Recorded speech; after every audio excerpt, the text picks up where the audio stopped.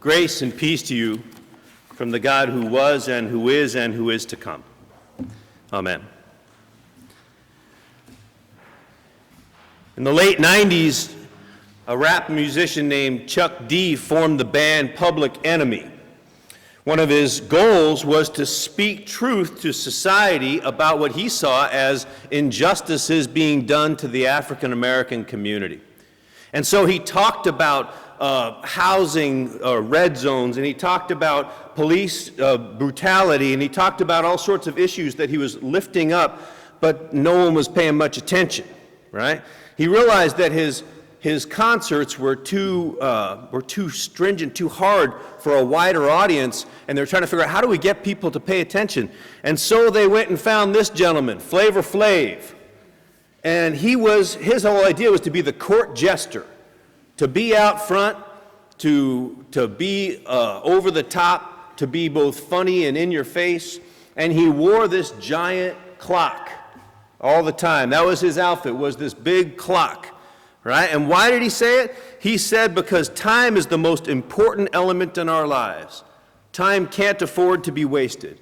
I'm always clocking. I'm paying attention. I know what time it is. So, what time is it? What is the time in which we live? The letter to the Thessalonians says, it's daytime, if you're a follower of Jesus. Act like it's daytime. It says, be awake and be sober. Now, that doesn't mean, if you take it literally, don't ever have a drink. It's saying, don't get anesthetized. Don't fall asleep. Don't get snowed over by the system and its way of trying to push you into the ways of night. Instead, act as though it's daytime, high noon, time for you to be in the light, to wake up. In the parlance of a lot of the communities of seeking justice, especially in like Black Lives Matter, they'll talk about that as being woke. What does it mean to be woke? It's to be well-informed, up-to-date, alert to injustice in society, especially racism. So another way of what the Thessalonians are saying is, wake up, get woke, stay woke. What does that all have to do with today? The parable of the talents. Now, I just got to say, parenthetically, this text comes up every 3 years, and it always comes up on Stewardship Sunday. I don't think it's appropriate. I don't think that, so this is the day, oftentimes in churches, and we will be also today, having a chance for people to give their pledges for what you plan to give towards the mission of this congregation in the next year. That's an important part of our observance as being a community together. We share the burdens, and we also share the gift of being able to give. That's a whole different thing. I don't think that's what this parable is about at all. In fact, I think in order to get there, we have to put what I call a venture capitalist spin on this whole thing, right? Where we say, this is about investing wisely and well, and what matters is profits. Clearly to the master, all that he appreciates is appreciation, right? At the end of the day, that's what he's looking for. And so it's sort of like taking our modern day economic system and pushing it back onto Jesus' time and saying, that's what he's talking about. I want to say that's not what's going on here. There's a lot more happening. I'm deeply in debt to a biblical scholar named Ched Myers who helped me completely rethink this. Because what if instead of this idea that the parable of the talents is about the wealthy helping up other things into the future, and that wealth compounded on wealth is the way in which the kingdom is built? What if that's not it? What if it's possible that we have completely misunderstood this whole thing? What if it's possible that the interpretation is 180 degrees wrong? Exhibit A. Jesus never identifies that the person who's the main protagonist, the master, is God. He says, a man went on a journey. He doesn't identify that man as God. In fact, another way to look at it is that this text comes between two other challenging parables. In Matthew 25, you have the first parable, the parable of the 10 maidens, with they're all trimming their wicks to make sure that they're staying woke and ready and alert for when the bridegroom comes home. And it's followed by the parable of the judgment of the nations, which will be next week's text, in which the nations are judged, and 4 different times Jesus repeats the same refrain. When did I care for you, God? When did I care for you when you were sick and imprisoned and naked and homeless? And he says, when you did it for the least of these, you did it for me. That happens in a refrain.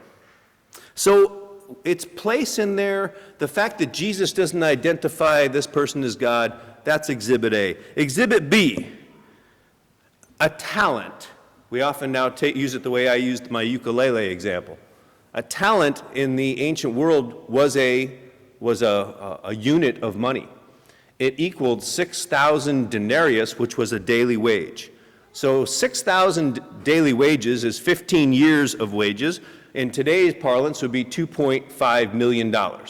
So the fact that this is an incredible amount of money should tip people off, because Jesus is coming and speaking from and to a peasant audience. He's working with people who are trying to subsistence live on basic wages. So to start off and say, now here's the way this works. The first person receives the equivalent of $12.5 million and turns it into $25 million in short order. Second one does the same with $5 million, turns it to 10. And the third person receives 3 and then, receives the 1 talent, 2.5, and returns exactly that.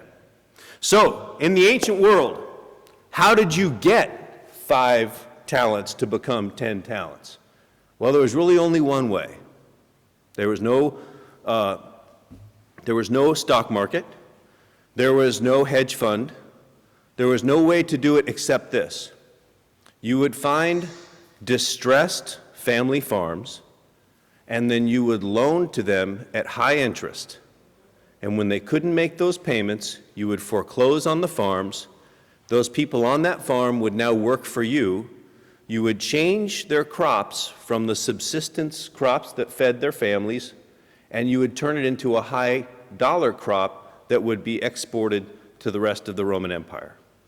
And you would keep doing that, using the cycle of debt and foreclosure to increase the amount of land that you were in control of. So the people who were listening to Jesus, who were hearing this, they knew exactly what this looked like. They understood what farm foreclosure felt like. They had maybe experienced it themselves, and so in their minds, they're hearing this differently maybe than we would today. So, the first person goes, and he comes back, and he's doubled the money. The second person goes, comes back, and he's doubled the money. But do you notice how they get addressed? Well done, good and faithful what? Slave. You see that? Enter into the joy of your master, who only appreciates appreciation. You may be good, but you're still going to be a slave. It's the same thing I said before about the rat race. In the rat race, even if you win, you're still a rat. Right? This is not about the liberation of human beings in this story. It's not about seeing the dignity and the humanity of all people. It's about the profit motive only and making more money for more people. So now let's take a look at this third guy. What does he do? He takes the money and he plants it in the ground. I think it's important. It says he hid it. He dug a hole and then he covered it like you plant seed. On the one level, what he did was he took this, what do I want to say, disreputable master's money, and he took it out of circulation.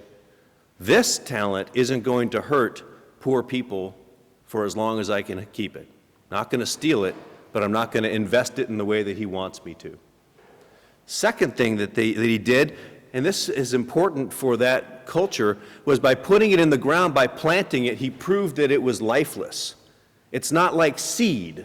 You put seed in the ground, it sprouts. It shows that there's the Spirit of God that's in it. In this case, he plants this money and he digs it up, and it's just still money.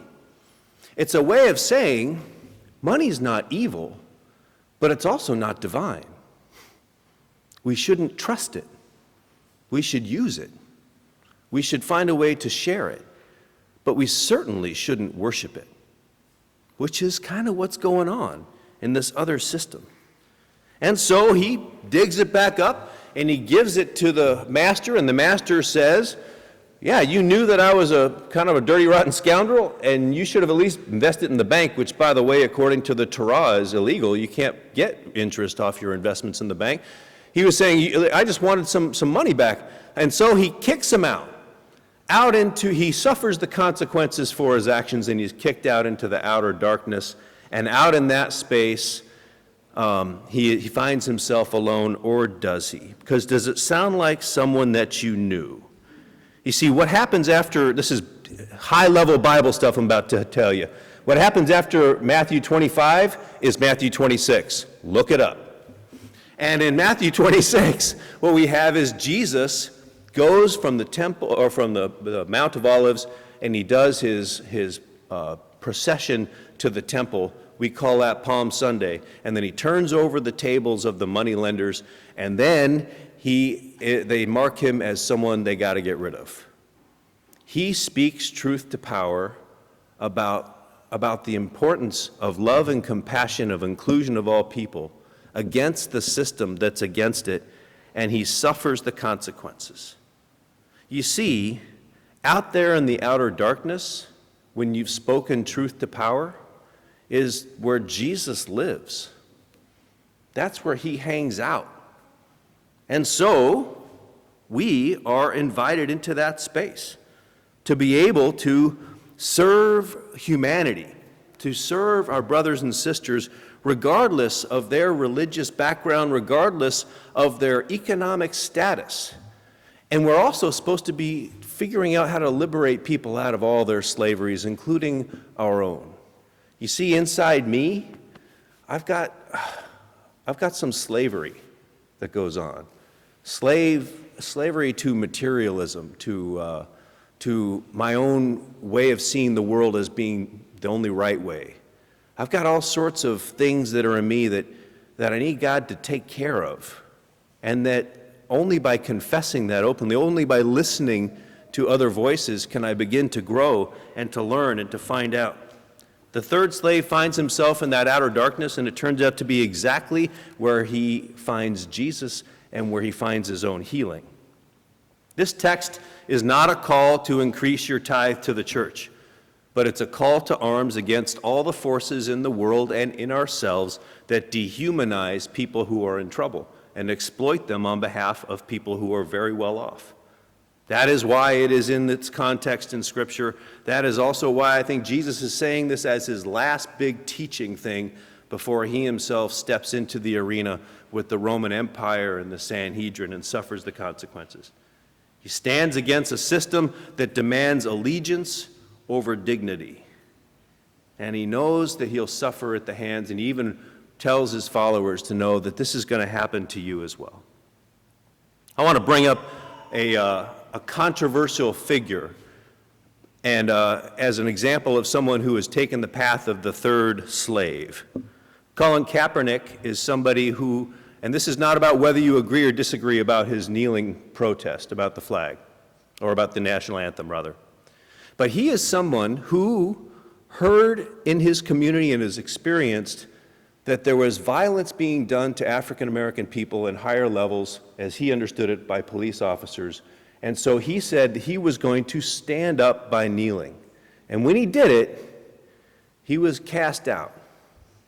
He was no longer welcome in the academy of the NFL by those who own the NFL. He's not playing this season, and he was suffering the consequences for standing up for something that he felt was right. But I also want to note something else has happened to him. He has been recognized, you see here in GQ magazine, as Citizen of the Year. People are not just seeing him as a quarterback anymore, but love him or hate him, they're seeing him as someone who's standing up for a cause. And when he did that, I don't know if he fully counted all the consequences of what was going to happen, but I would argue that in some ways he's found his life beyond just playing in sports. He's found an identity that has worth to him and has value. He will be an example of someone who did not invest the way that the master wanted him to invest, but invested in the way that he felt God wanted him to invest. So it becomes about our legacy. What is it that we're about at the end of the day? And I think that as Billy Graham says here, the greatest legacy that one can pass on to one's children and grandchildren is not money or material things accumulated in one's life, but rather a legacy of character and faith. And so, what time is it for us? What will be our legacy, not just as individuals, but as a congregation? A legacy of a congregation that was born 70 years ago to the gospel here in this place and hopes to have 70 plus years of a future doing the exact same thing, but the context is so different. The systems that exploit are monumental, and we are called to be children of light in the midst of that. And that may mean, brothers and sisters, being willing to stand up and then humbly take the consequences for all that God would say. Because in the end of the day, it's not about pushing ourselves forward, but as this slide points out, it's about helping people up. And there are many in the world who need a help up. And so, do we know what time it is? Is it time for us to start getting big clocks that we would wear on our chest and to ask ourselves, are we paying attention? Because God does pay attention to how we're going to be investing our lives.